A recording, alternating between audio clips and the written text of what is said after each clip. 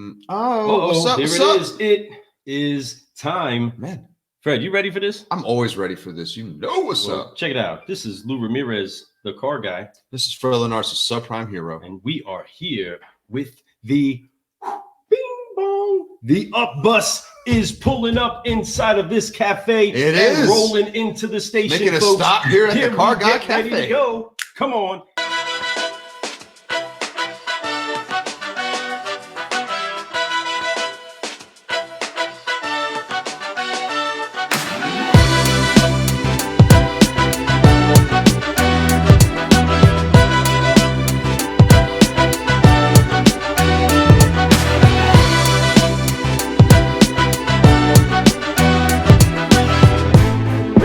He had forced an overreach trying to fight.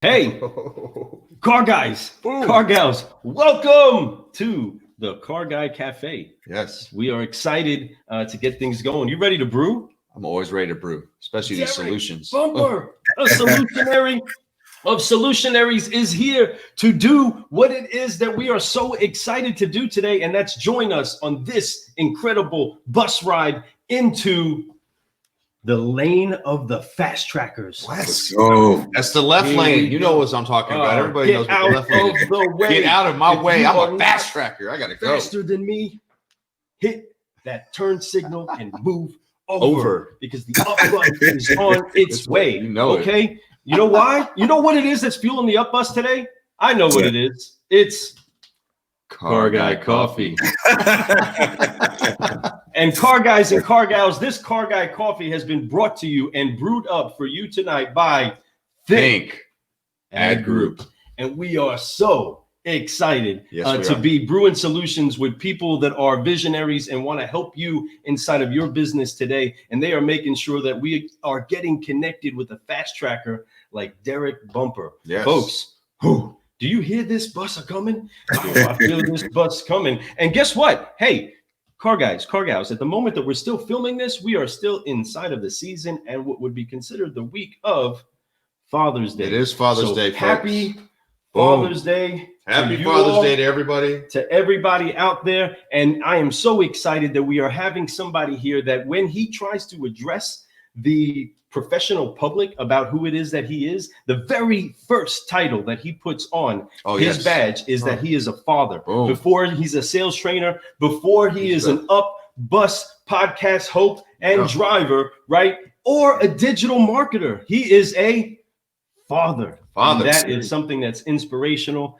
and I'm excited about. And that's, I mean, guys, get me pouring my heart about how excited I am to have a solutionary like Deric on the show. Guys, it'll take all night, and we want to hear from him. Fred, I know you're pumped up. Fred, we've been having a good conversation before this. I haven't dumped it all out yet. We've had the fortunate opportunity just about a month or so ago to be on your show, The Up Buzz, man. What an honor it was. Thank you for having us. Thank you guys. Actually, it was super fun with it, man. Yeah, man. You did a great job. You're a great host, man, and your show is very learned a lot. Yeah, absolutely, and it's been a really fun show to watch. I've seen a lot of your other guests. I've really been fortunate. You've had some really good people on that show, man. And it's pretty impressive. And I know that it's just the beginning. I'm looking forward to seeing your future. I know you have a lot of other things that are stirring up in the pot right now. And man, and you're doing this stuff at a very accelerated rate. I think better than most people would be doing in a situation that's going on in the world today. A lot of people would give up. And I think that you've done the complete opposite. So we're real excited about this 5-liner, Deric. Crazy excited. Seriously. You know, you've got to know us. You asked us the questions. So when you drilled us, we got to go through some stuff. We talked about the market. We talked about, COVID. We talked about Carvana. we went through a lot of stuff. I don't know if you know, but we had the opportunity to talk to two directors from Carvana that actually just stepped down. And we had them on our show recently, a couple brews ago. And man, really cool. Nikki Hendrickson and then Chris Coleman. Both of them were just, they're Silicon Valley guys, you know what I mean? So they sold Carvana the entity that helped the trade appraisal occur, and then working together with the subprime niche. And now they're out on their own, doing some incredible things to help refinance cars for people with wherever, clutch.com with a decreasing interest rate. Yeah, you know what I mean? Like, so as they make payments, they get the rate goes down. So by they can finish their car. What if everybody that leaves your dealership that doesn't buy a car has that option to start dropping their rate and accelerate their equity into their car? Seriously, you know what I mean? That's genius stuff. Well, it's these guys are rewarding people for fixing their stuff. All right. And it's really cool. But enough about them, man. We are so honored to have you here. It was just really cool. But we helped bridge that. You know what I mean? You did. There was a big conversation. I don't know if they maybe saw that. They heard us talk about Carvana and how I said, hey, I have no problem with them. I do. I obviously want part of that market. But they honestly reached out to us and said, hey, I love your show. I want to be on your show. Honestly, I think that one guy, there was a commenter who was was very in depth with the questions he was asking about Carvana. Right after that, the conversation started. Yeah. We were like, are you an agent? So so it was really cool. So it's really neat how all that correlated together. And then now we're right back here with you. So I'm excited about brewing some more solutions with you, Deric. So welcome to the show. How you doing today? Welcome. I'm fantastic, man. It's been a good week. Finally, I think with all this COVID stuff, we're starting to open back up. So they've got me back on the road, traveling to different dealerships. Hit Macon recently, Chattanooga, Tennessee, and actually just today got back from Columbia, South Carolina. So I'm excited, man. Super excited. He did that loop. Yeah, man, that's good for you. I'm glad that you're out there. Obviously, the more busy you are, the more productive you can be, the more you can learn, the more you can grow. And it sounds like you're doing some stuff. It's nice to be able to spread what you have going on to a lot of different people and have a good reach. You know what I mean? Mm-hmm. And the more you could do that, hopefully that multiplies to other people. Leaving a legacy everywhere. Yeah, man, that's pretty cool. How did you get to most of those places? So again, my job before American Car Center is that I'm basically the social media trainer, basically. Of course, I hold a lot of hats with that, but it's just going around to our different dealerships and talking to the management there and talking to the salesman, and of course, sometimes you're stepping in to run the show if necessary. So that's kind of basically how I get around to those guys. Driving around, no planes, thank God. I'm not trying to fly this year. I think it's a little too soon for all that. But well, yeah, a lot of people are kind of in limbo inside of that. But when we're not wanting to get on an airplane, we always make sure that anywhere we want to go in the lifestyle of, I don't know, #keep growing, it's to apply 3 Fs. That's right. You know what it is. And it doesn't mean you don't need to get on an airplane to do this, folks. But together, Deric, Bumper, and us here on the Car Guy Coffee Podcast, we are going to forgive, focus, fly. So, Deric, you already know these moves. Let's go ahead and do this together. Join me as we forgive, focus, fly on 3. 1, 2, 3. Forgive, focus, fly. Get it. Hey, I like it. Man. Let's get the show going. All right. So we're going to get into this 5-liner. Lou, why don't you go ahead and hit him with that first question? I know you want to do it. I usually hit him with the first question, but this gives Lou an opportunity to go ahead and dig in. And just go ahead and. He's got a lot of energy tonight. He's so excited to have you, Deric, just like I am. But Lou was super pumped. He came walking in here like, let's go. My kids have been blowing my head up all day. You know what I mean? Making me feel like Superman. So I definitely feel super, especially brewing solutions and on my second cup of Car Guy coffee. So here we go. Let's go ahead and get these conversations started. All right. Question number 1. Yes, sir. So, well, I guess, guys, we got to break down what a fast tracker is, okay? And the whole reason why you're here. A fast tracker inside of my book is going to be somebody that is definitely making accelerated movements on the track that we are all on. But they are somebody that finds the rhythm, finds the vein, finds the current that can help accelerate them to where it is that they're trying to go. And by doing that, they pick up a lot of tread, right? They pick up a lot of ground because they're moving fast. They're staying connected. They're staying grounded, right? They're staying focused.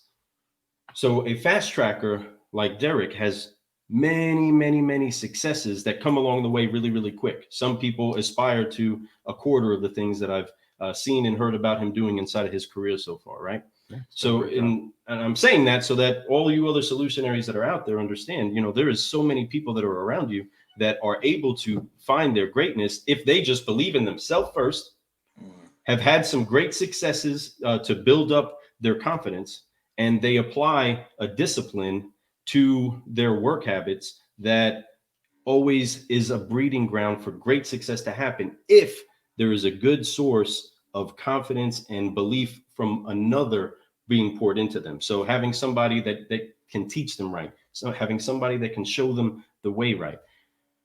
When saying that, you are a person that is able to get into this lane of learning and fast tracking your career.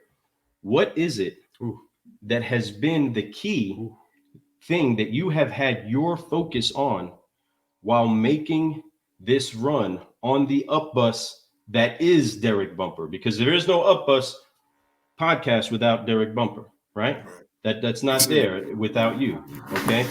What is it that you're ultimately setting out to shoot for as far as the immediate goal of the up bus now? It's going to change once you get to that station, right? The next success is going to go on. You're going to fly to a higher hill. But what is it that you are actually driving to right now that is making you such a fast tracker? You know what I mean? Why is it that you won't let the speed limit that society and the business set for people be what applies to you? That's man, that's deep. It's deep, right? Come on, go ahead and hit your chest for me one time. I like Real quick, hit your chest one time for me. Yeah, because that's what we do with everybody. Hit that one time. Right. All right, we're hitting deep. All right, here we go. You know, I think that with the Up podcast and a couple other things that we're doing right now, like my mindset and my nearest goals is honestly to just provide as much value as possible. I know that's a kind of canned response, but you know, when I came into this business, I was super hungry. I was probably one of the worst salesmen that you ever saw in your life, but I was super hungry, and I'd heard that car guys, that they make a really nice living. For those who get it and they really understand it, they make a really good living for themselves. But I wasn't exposed to very much training except for one, which was by this guy by the name of Phil in Group 1 target training, and it just blew my mind, and it literally changed my life. So my immediate goals isn't again, it's not for me, it's not so much for the money or anything like that. Like I'm really not focused on it. It's just finding the right way to speak to that one person out there that's maybe struggling or just having a hard go of it. It's like, man, I'm missing that one thing. How do I get to the next level? And as I bring on different people and I speak my own stuff out there, maybe I touch that one person to just unlock it, and like, boom, now I'm running and gunning. In regards to like how we're the speed of which we're going. Honestly, man, my mother passed away a couple of years ago, and that was a really like critical moment for me. And I think I've always been someone, unfortunately, who was like try to fly below the radar and not live up to my potential. But when she passed, one of the things that I said to myself, and actually it's crazy, I was talking about this the other day. I was like, for that moment, for a lot of people, of course, it's a harrowing moment. It can change your life. But for me personally, I wanted to consciously make this moment right here the time that I change. Like I won't, I'm not going to live beneath my potential anymore. I'm always going to push and go. Cool. You may not know what you're doing. All right. So what? We're going to go out there and try it. And that's the beauty of sales, because it gives you that armor, that mentality to know that, you're going to hear 1,000 no's, but it really only takes one yes. Right. So I guess just being, I don't want to say fearless, but courageous enough to overcome that fear and say, fuck it, let's rock and roll. Excuse me. I don't mean to curse on, we can curse on it, but being courageous enough to just push and keep going. And it's working. We're going somewhere. So Deric, and I love that, man. And speaking of courageous, it is being courageous. And also, just so you can speak freely, brother. Don't worry about anything you say. I talk freely as much as I can, but yeah, speak freely, man. You're a guest. You're allowed to do whatever you need to do. But man, what a great way of thinking. I think that you've definitely lived that. And having that type of courage is very important. The thing is that the easiest way to learn, and I think the Air Force may have taught you this with the on-the-job training type stuff, is to do it. Yeah. When you can get taught a process, and we do, and like the Air Force even has technical orders for everything you freaking do. And so when you get out in the world, you can have those orders and you use those things, but at the same time, until you actually do and you apply and you actually do it as you're going and you mess up and you do it right and so on and so forth, it's never going to get there. So you have to just jump in and just say, hey, you know what? Hey, you want to go out here and be a finance manager? Sure, I'll do it. Never done it before, but right. Why would you say no? Because you want to learn something like that. No matter what the task they ask, you're the kind of guy who would do that. And it's because you always want that opportunity to get better at your craft a little bit more. It's something exciting about that. The unknown, the uncomfortable. I love that answer. Man. I mean, and that's something that he's gone into before, and on not just on the side of serving our country in the Air Force, but also serving domestically as a firefighter. Right. This is something that he took, took the honor of doing, locally as well. So again, this isn't make believe. You know what I mean? The subprime hero loves brewing solutions with other heroes that are out there making things happen of the car business. And I'm so honored to have you here doing what it is that you're doing. And see, folks, you got to take people that are like Deric, or take people, period, and say, hey, look, I don't care what it is that's in front of you. You can blast through that wall, right? Yes. And with a heart like that, I mean, you're going to continue to do great. I can't wait to see what 10 years looks like. You know what I mean? I can't wait to see what the rest of this. You're still a pup, Deric. Like. You're still a pup. Yeah, I know. And I feel like I got a couple miles on me though. And you should. Those are highway miles, baby. Those are all highway miles. Yeah, so you're moving. But everything is good, man. And you'll see. I'm looking forward to, like you said, seeing Deric 10 years from now, because it's going to be an exciting thing to see, especially if you continue on the path that you're currently going on, which I know you will. And I think we're all going to be friends. We're going to be talking about it every year. Like, I think 2 years from now is going to be. It's going to be exciting. 2 years from now is going to be exciting, but 10 years, man, wait and see, my friend. But yeah, the opportunities, it's limitless. The one thing about the car business, which is amazing, alongside, like, I love what you talked about, how it does that to a person, how it could it gives you that opportunity to do those things, which every deal is an opportunity to be courageous. Every person you go up and shake a hand and welcome to the dealership is a chance for you to be something that something that's unknown, something scary. So the more you do it, they're gonna say no. It's the worst thing. They can't fire you. They can't do that. And then just like picking up the phone on a sales call, all that stuff, all that courage that comes from that, with just doing it over and over and over, and then feeling comfortable with doing it, just like anything else. And you have so many opportunities in the car business on a daily basis. If you work hard, work the leads, use your social media, do your, stuff we'll talk about some more later. I know that you love to talk about. But when you do all those things and you have the opportunities in front of you, years in, next thing you know, it's like, it's comfortable, but you find ways to be more uncomfortable. But anyway, that leads to my second question. And that being said, I know that the car business was something that you got into, and you love it. Before that, you were in some other stuff. But I know that you were in the motorcycle gang for a little bit with not gang, but game. You were, but I'm saying, like, you were with Harley. You sold Harleys for a little bit, internet sales consultant. And I saw that you did that for a little bit. Then you decided, waiting for the opportunity to be a firefighter. What made you say, you know what?